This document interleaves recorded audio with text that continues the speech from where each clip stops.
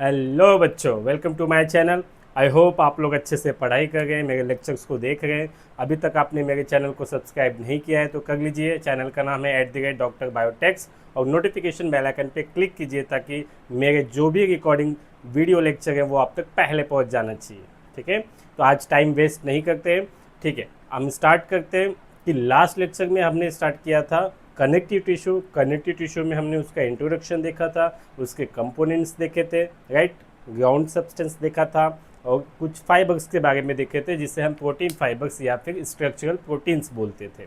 ठीक है, तो अभी आज हम देखेंगे कि कनेक्टिव टिश्यू में सेल्स कौन कौन से प्रेजेंट होते हैं। तो आप @ या फिर हैशटैग डालिए cells in connective tissue, right, कि कौन कौन से सेल्स प्रेजेंट होते हैं in the connective tissue. First is the fibroblast. Fibroblast fibroblast cell present होता है इन द कनेक्टिव टिश्यू। आप देखेंगे कि कनेक्टिव टिश्यू में सबसे ज़्यादा नंबर में आपको फाइब्रोब्लास्ट दिखेगा, तो मोर इन नंबर। मैंने आपको इंट्रोडक्शन ऑफ कनेक्टिव टिश्यू में लास्ट लेक्चर में हमने पढ़ा था कि जो फाइब्रोब्लास्ट है वो मैट्रिक्स या फिर ग्राउंड सब्सटेंस को सिक्रीट करता है, राइट, या फिर स्ट्रक्चरल प्रोटीन को भी सिक्रीट करने में हेल्प करता है। तो ये हो गया function of fibroblast. More in number, यानी आपको कनेक्टिव टिश्यू में सबसे ज़्यादा सेल्स क्या दिखेंगे, फाइब्रोब्लास्ट, जो कि सिक्रीट कर रहे होंगे मैट्रिक्स को, राइट। तो आप लिख सकते हो सिक्रीट मैट्रिक्स या फिर और लिख सकते हो स्ट्रक्चरल प्रोटीन। ठीक है, नेक्स्ट सेल की बात करें तो नेक्स्ट सेल आता है मैक्रोफेज। मैक्रोफेजेस, ठीक है, ये जो मैक्रोफेजेस है इसका जो स्ट्रक्चर होता है वो लुक लाइक अमीबा जैसा। ठीक है, अमीबा कैसा होता है, अमीबा है ना, सूडोपोडिया, राइट, अमीबॉइड स्ट्रक्चर। तो ऐसे ही आपको मैक्रोफेजेस भी दिखाई देंगे। अब ये जो मैक्रोफेजेस है इन द कनेक्टिव टिश्यू, इसका क्या रोल है, देखिए कि ये जो मैक्रोफेजेस है इसका क्या रोल होता है। लाइक यहाँ पे इसका न्यूक्लियस है और ये हो गए कुछ फॉरेन बैक्टीरिया या फिर कुछ पैथोजेंस। ठीक है, अभी क्या होता है कि ये जो मैक्रोफेजेस है वो इस पैथोजेंस को इंगल्फ करने की कोशिश करता है। अब ये जो पैथोजेंस है, ये पैथोजेंस यहाँ पे आ गया और इसका ये न्यूक्लियस। ठीक है, तो अभी ये क्या करेगा, मैक्रोफेजेस इसको इंगल्फ किया और इसके बाद इसको क्या कर लेगा, डाइजेस्ट कर लेगा। क्या करेगा, डाइजेस्ट कर लेगा। ये हो गया आपका फूड या फिर पैथोजेंस। अब ये लाइजोसोम्स के फॉर्म में फॉर्मेशन हो जाएगा और इसे अंदर ही अंदर क्या कर लेगा, डाइजेस्ट कर लेगा। क्या कर लेगा, डाइजेस्ट। ये क्या हो गया, इंगल्फ, राइट। तो जो मैक्रोफेजेस होते हैं वो पैथोजेंस या फिर डेड सेल्स या फिर बैक्टीरिया उसको इंगल्फ करते हैं। इंगल्फ यानी उसको अपने कब्जे में लेना और उसको अंदर लेके खाने के बाद उसे डाइजेस्ट कर लेते हैं। तो ये हो गया फंक्शन ऑफ मैक्रोफेजेस। ठीक है, तो ये जो मैक्रोफेजेस है इनके फंक्शन क्या हो जाएंगे, ये करते हैं इंगल्फ एंड डाइजेस्ट, किसको, of pathogens. Pathogens like bacteria या फिर डेड सेल एक्सेट्रा। ठीक है, तो इसको हम बोलते हैं फैगोसाइटिक सेल। कौन से सेल, फैगोसाइटिक सेल। फैगो का मतलब हो जाता है ईटिंग और साइटिक का मतलब हो जाता है सेल। एक ऐसा सेल जो बैक्टीरिया या फिर जो फॉरेन पार्टिकल्स होंगे, जो डेड सेल होंगे, उसे खाने की कोशिश करता है, उसे मारने की कोशिश करता है, उसे हम मैक्रोफेजेस बोलते हैं। ये जो मैक्रोफेजेस है हमारे बॉडी में कोई भी बाहर का कोई भी पैथोजेंस हो गया, कोई फॉरेन पार्टिकल्स हो गया, अगर वो इंटर करता है तो ये माइक्रोफेजेस पहले उस तक पहुंचते हैं। The type of the WBC आप देखेंगे उसमें भी माइक्रोफेजेस है। तो ये जो माइक्रोफेजेस है वो पहले जाके पहुंचेंगे और उस बैक्टीरिया से लड़ाई करेंगे, उसे इंगल्फ करेंगे, उसे डाइजेस्ट करने की कोशिश करते हैं in the form of lysosomes. इसीलिए हम इसे क्या बोलेंगे, फैगोसाइटिक सेल्स। कौन सा cell, phagocytic cells. Phagocytic cell का मतलब ही होता है कि इंगल्फ करना और उसे डाइजेस्ट करना, लाइक ईटिंग करना। ठीक है, तो ये जो माइक्रोफेजेस है हमारे बॉडी में बहुत ही main and important role play करते हैं फ्रॉम द बैक्टीरिया और डेड सेल और पैथोजेंस। ठीक है, तो माइक्रोफेजेस का होना हमारे बॉडी में बहुत ही इंपॉर्टेंट रोल है। ठीक है, अभी नेक्स्ट है जो थर्ड टाइप ऑफ सेल्स है, उसे हम बोलते हैं मास्ट सेल। ठीक है, तो ये जो मास्ट सेल है बेटा, ये भी एक टाइप ऑफ WBC का टाइप है कि जो हमारे बॉडी में एक इम्यूनिटी के लिए हेल्प करता है, यानी हमारी जो बॉडी की इम्यूनिटी होती है उसको स्ट्रॉन्ग करने के लिए ये mast cells important roles play करता है। राइट, कि जैसे कि हमारे बॉडी में आपने पढ़ा नहीं है अभी तक, जो रिपीटर्स बच्चे होंगे उनको पता होगा बी सेल और टी सेल्स क्या होते हैं। राइट, तो जो बी सेल्स होता है बच्चों, जैसे ही हमारे बॉडी में कोई भी फॉरेन पार्टिकल्स इंटर किया तो जो ये बी सेल्स है वो एक्टिवेट हो जाते हैं। ठीक है, तो जैसे ही ये एक्टिवेट होते हैं तो वो बी सेल एक्टिवेट होने के बाद प्लाज्मा सेल्स में कन्वर्ट हो जाते हैं, ये आपको पता है। तो अब ये जो मास्ट सेल है, ये मास्ट सेल्स का क्या रोल होता है कि ये मास्ट सेल हमारे जो बोन मैरो सेल्स होते हैं, बोन मैरो यानी हेमोपोएटिक स्टेम सेल्स होते हैं, वहाँ से ये रिलीज होते हैं। ये एक इमेच्योर फॉर्म में होते हैं, वहाँ पे जब ये रिलीज होते हैं तो ये इमेच्योर होते हैं मास्ट सेल, और जब ये टिश्यू के साथ मिलते हैं तो मैच्योर हो जाते हैं। वो कौन से टिश्यू होते हैं, जैसे कि जो आउटर इन्वायरमेंट से कनेक्ट होते हैं, लाइक लंग्स हो गए, GIT हो गया, राइट, या फिर स्किन हो गए हमारे। तो ये जो मास्ट सेल है ये बोन मैरो से रिलीज होता है, arises from the bone marrows, bone marrows से बन के निकलता है, तभी वो इमेच्योर फॉर्म में होता है। जैसे ही वो स्किन टिश्यू, लंग टिश्यू या फिर GIT टिश्यू से मिलता है तो वो मैच्योर हो जाता है। क्या हो जाता है? मैच्योर। अब ये जो मास्ट सेल होता है, जैसे कि हम मास्ट सेल का अगर स्ट्रक्चर बनाए तो ये मास्ट सेल है, और मास्ट सेल में आप देखोगे कि बहुत सारे क्या हो जाएंगे, यहाँ पे ग्रेन्यूल्स हो जाएंगे। क्या हो जाएंगे? ग्रेन्यूल्स। तो ये जो ग्रेन्यूल्स है बच्चों, ये ग्रेन्यूल्स मास्ट सेल में 3 to 5 टाइप्स के मिलते हैं। अगर आप पढ़ेंगे तो आपको 3 to 5 टाइप्स के देखने को मिलेंगे ग्रेन्यूल्स, बट जितना आपका लिमिटेड पोर्शन है उसमें हम 3 टाइप्स के देखेंगे। फर्स्ट इज द, जिसे हम बोलते हैं हिस्टामाइन। ठीक है, इसका क्या रोल्स होता है बच्चों? वैसोडाइलेटर। ठीक है, मैं भी लिख के फिर मैं आपको समझाता हूं कि सेकेंड होता है सेरोटोनिन, इसका रोल होता है वैसो कॉन्स्ट्रिक्टर। और ये जो थर्ड होता है जिसका नाम है हेपेरिन, ये होता है एंटी कोगुलेंट। एंटी कोगुलेंट यानी जो हमारे ब्लड्स होते हैं, keep blood in the form of free fluid, यानी लिक्विड स्टेट। ठीक है, अब देखो ध्यान से कि मास्ट सेल हमारे बोन मैरो से रिलीज होता है इमेच्योर फॉर्म में। जैसे ही वो आउटर इन्वायरमेंट लाइक जो टिश्यू होंगे, लाइक GIT, लंग्स, स्किन, उनके साथ मिलते ही वो क्या हो जाता है? मैच्योर हो जाता है। तो जो मास्ट सेल है ये एलर्जिक रिएक्शन यानी इन्फ्लामेशन, जैसे अपने बॉडी में एलर्जिक कुछ रिएक्शंस हो गए या फिर इन्फ्लामेशन हो गया तो ये मास्ट सेल का जो काउंट है वो बढ़ जाता है।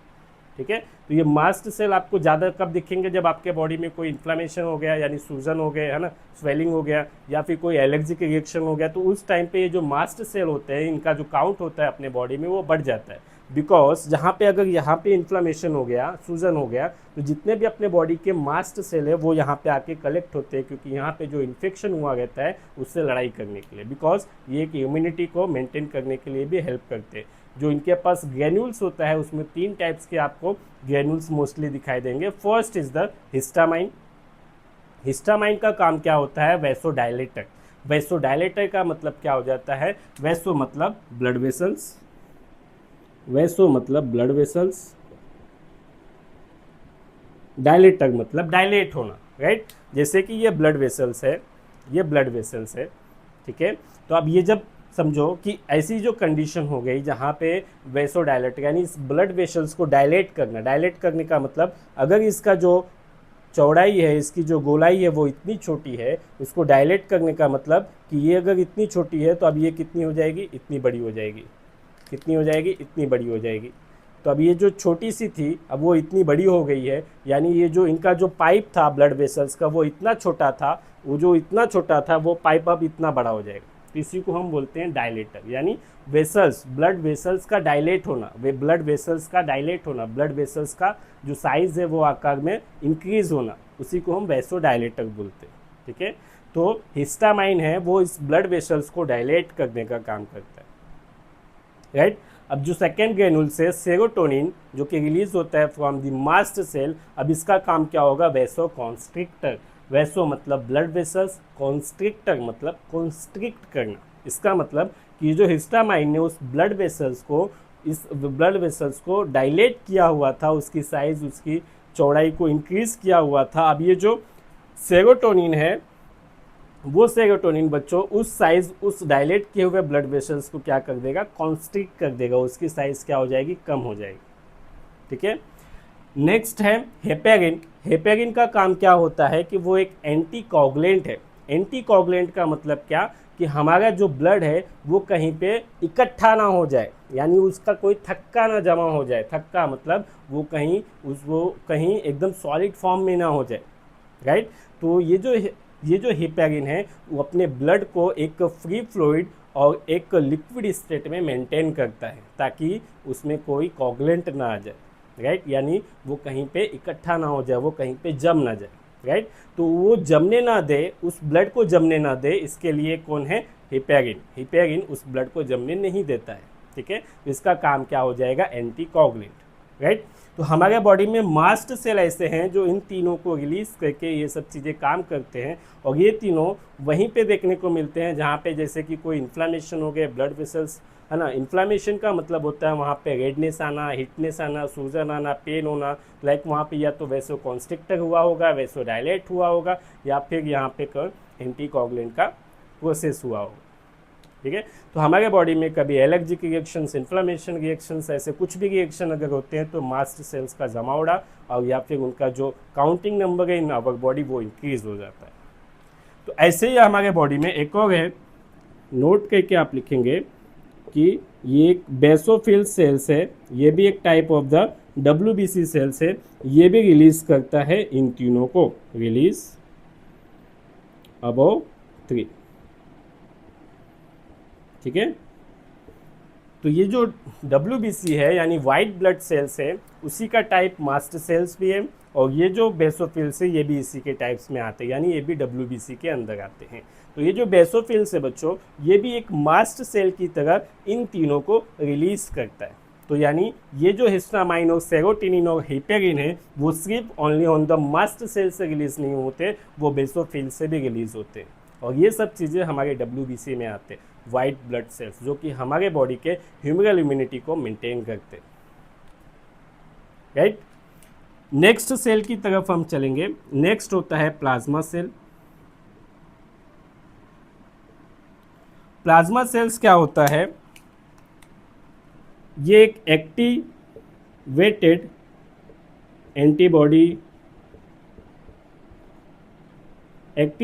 एंटीबॉडी फॉर्मिंग सेल है। मैंने अभी जब भी मास्ट सेल लिखाया तो इसके बारे में कुछ छोटा सा डेफिनेशन आपको दिया कि हमारे बॉडी में अगर कोई भी फॉरेन पार्टिकल्स या फिर पैथोजेंस या फिर कोई बैक्टीरिया अंदर जाता है तो बी सेल्स नाम का एक सेल्स है जो कि हमारी इम्यूनिटी को मेंटेन करता है, हमारे ह्यूमरल इम्यूनिटी को मेंटेन करता है। जब हम आपके चैप्टर्स पढ़ेंगे, इम्यूनिटी चैप्टर्स एक चैप्टर है आपके बायोलॉजी में, उस इम्यूनिटी चैप्टर्स में हम देखेंगे कि humoral immunity, cell mediated immunity क्या होता है। तो वहाँ पे आपको मैं बी सेल्स और T cells, B lymphocyte, T lymphocytes के बारे में अच्छे से समझाऊंगा। आपको यहाँ पे सिर्फ एक बेसिक चीज़ याद रखनी है कि जो बी सेल्स होता है वो हमारे ह्यूमरल इम्यूनिटी को मेंटेन करता है। जैसे कि कोई भी पैथोजेंस या फॉरेन पार्टिकल्स हमारे बॉडी में इंटर करता है तो वो बी सेल्स क्या हो जाते हैं, एक्टिवेट हो जाते हैं, और वो बी सेल्स एक्टिवेट होकर प्लाज्मा सेल्स के रूप में कन्वर्ट हो जाते हैं। इतना समझा कि प्लाज्मा सेल्स वही है जो बी सेल्स है, बस वो जो बी सेल्स है जब वो एक्टिवेट हो गया तो वो प्लाज्मा सेल्स के रूप में ट्रांसफर हो जाता है, ठीक है। तो ये जो भी प्लाज्मा सेल्स है वो भी एक हमारी ह्यूमरल इम्यूनिटी में काम है। इनका जो फंक्शन है वो हमारी इम्यूनिटी को मेंटेन करने के रोल्स में है, और ये एक एक्टिवेटिंग एंटीबॉडी फॉर्मिंग सेल्स है, because the B cells are producing antibodies, right. तो बी सेल्स जब एक्टिवेट हो गए तो वो एक्टिवेट होने पे वो कन्वर्ट हो जाते हैं in the form of plasma cells, और उस बैक्टीरिया को ख़त्म करने के लिए हेल्प करते हैं, ठीक है। अब जब हम इनके न्यूक्लियस की बात करेंगे तो इनके न्यूक्लियस को जब आप देखोगे बच्चों, तो उस न्यूक्लियस को देख के, उस स्ट्रक्चर ऑफ न्यूक्लियस को देख के आप बोलेंगे कि ये कार्टविल लाइक सेल है। इसे हम कार्टविल सेल्स या फिर क्लॉक फेस सेल्स भी बोल देंगे, ठीक है। जैसे कि आप इनकी न्यूक्लियस को देखोगे तो इनके जो न्यूक्लियस का स्ट्रक्चर होता है वो कुछ बैलगाड़ी के चक्के जैसा दिखाई देता है, इसके लिए हम इस सेल्स को कार्टविल सेल्स भी बोलते हैं, ठीक है। ये हमारे इम्यूनिटी में हेल्प करता है। एक एक्टिवेटेड एंटीबॉडी फॉर्मिंग सेल्स है जो बी सेल्स के एक्टिवेट होने के बाद कन्वर्ट हो जाते हैं प्लाज्मा सेल्स में, और हमारे बॉडी में इंटर किए हुए कोई भी फॉरेन पार्टिकल्स, पैथोजेंस, बैक्टीरिया उसको फाइट करने के लिए हेल्प करता है, ठीक है। तो ये हो गया प्लाज्मा सेल्स। अब लास्ट एक सेल्स होगा कनेक्टिव टिश्यू में जिसे हम बोलते हैं adipocyte sales.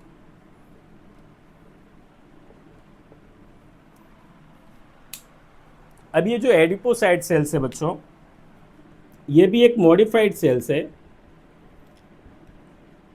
Modified sales of fibroblast, ठीक है। तो इसका जो फंक्शन हो जाएगा इसका जो फंक्शन हो जाएगा वो क्या होगा, store fat, store fat, right. Adipose tissue के बारे में एक छोटी सी जानकारी हम आगे भी पढ़ेंगे, बस अभी से आप थोड़ा समझ लो कि एडिपोसाइट सेल्स कोई एक यूनिक सेल्स नहीं है, कोई एक एक्स्ट्रा सेल्स नहीं है, वो एक स्पेशलाइज्ड सेल्स है जो कि फाइब्रोब्लास्ट का मॉडिफाइड सेल्स है, यानी वो एक टाइप का फाइब्रोब्लास्ट ही है। बस वो मॉडिफाइड हो जाएगा कब, जब हमारे बॉडी में आप एक्स्ट्रा न्यूट्रिएंट्स, एक्स्ट्रा फैट लेते हैं, और वो जो फैट है वो इमीडिएटली आपके एनर्जी में कन्वर्ट नहीं होता है, तो वो एक फैट के रूप में फॉर्म हो जाता है, और वो फैट इस एडिपोसाइट सेल्स में जमा हो जाता है, राइट। तो उसके बाद जो एनर्जी तुरंत यूटिलाइज नहीं हो पाती, जो न्यूट्रिएंट तुरंत एनर्जी में यूटिलाइज नहीं हो पाती, वो फैट के रूप में स्टोर होती है in the tissue of adipose tissue, और एडिपोस टिश्यू में आपको एडिपोस सेल्स देखने को मिलेंगे। तो ये कोई यूनिक सेल्स नहीं है, ये एक मॉडिफाइंग सेल्स ऑफ फाइब्रोब्लास्ट है, जिनका कैरेक्टर, जिनका काम वो एक स्पेशलाइज्ड है। यानी जब हमारे बॉडी में फैट का स्टोरेज ज़्यादा हो जाएगा, यानी हमारे जो बॉडीज़ है, अगर हमारे बॉडीज़ में ज़्यादा एनर्जी हो गए, ज़्यादा न्यूट्रिएंट्स हो गए, तो वो एनर्जी न्यूट्रिएंट्स तुरंत कन्वर्ट नहीं हो पाता, राइट। वो जो न्यूट्रिएंट्स है वो तुरंत एनर्जी में कन्वर्ट नहीं हो पाता, इसके लिए वो न्यूट्रिएंट्स फैट के रूप में ये एडिपोसाइट सेल्स या फिर एडिपोस टिश्यू में जाके जमा हो जाते हैं। तो ये एक मॉडिफाइंग सेल्स ऑफ फाइब्रोब्लास्ट, ठीक है। तो ये एक स्पेशलाइज्ड सेल्स है। अगर हम कनेक्टिव टिश्यू की बात करें तो आपके एनसीईआरटी टेक्स्ट बुक में लिखा है कि कुछ कनेक्टिव टिश्यू के रेंज है जो कि एक स्पेशलाइज्ड सेल्स है, जैसे कि हम बोल दें कुछ स्पेशलाइज्ड टिश्यू है, जैसे कि कनेक्टिव टिश्यू हो गए, जैसे कनेक्टिव टिश्यू में हम देखेंगे specialised cells like cartilage, like bones, like adipose and like blood. ये कुछ specialised cells in the connective tissue, आपको याद रखना पड़ेगा। वो लाइन बहुत ही इंपॉर्टेंट है, वो आपको एमसीक्यू में पूछ सकता है, राइट। तो ये हो गए cells in the connective tissue. First is the fibroblast, second is the macrophages, third is the mast cell, fourth is the plasma cell and fifth is the adipocyte cells, right. हम एक diagram देखेंगे, उस diagram में मैं आपको वो जो fibroblast हमने पढ़ा था जो कि एक इंडिविजुअल फॉर्म में होता है, राइट। एक हमने कोलेजन फाइबर देखा, इलास्टिन फाइबर देखा। इलास्टिन फाइबर इंडिविजुअल फॉर्म में होता है, कोलेजन फाइबर बंडल्स में होते हैं, फाइब्रोब्लास्ट होते हैं, मास्ट सेल है, माइक्रोफेजेस हैं, एडिपोसाइट सेल्स हैं, ब्लड वेसल्स हैं। इन द कनेक्टिव टिश्यू आपको ये सब चीज़ें दिखाई देंगी, ठीक है। तो एक डायग्राम है, उस डायग्राम के हेल्प से आपको मैं बताता हूँ कि उसमें क्या क्या प्रेजेंट हो सकता है। आपके एनसीईआरटी में भी वो डायग्राम बना हुआ है।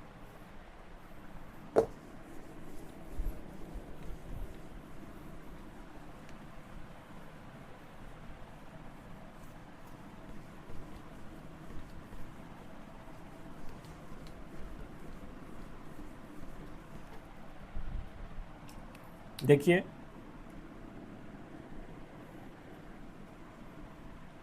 ये कनेक्टिव टिश्यू का आउटर कवरिंग समझ लीजिए, और यहाँ पे हो गया आपका ब्लड वेसल्स। ब्लड वेसल्स तो प्रेजेंट होगा इन द कनेक्टिव टिश्यू। आपको पता है कि blood vessels connective tissue is the vascular tissue, तो blood vessels is present in the connective tissue.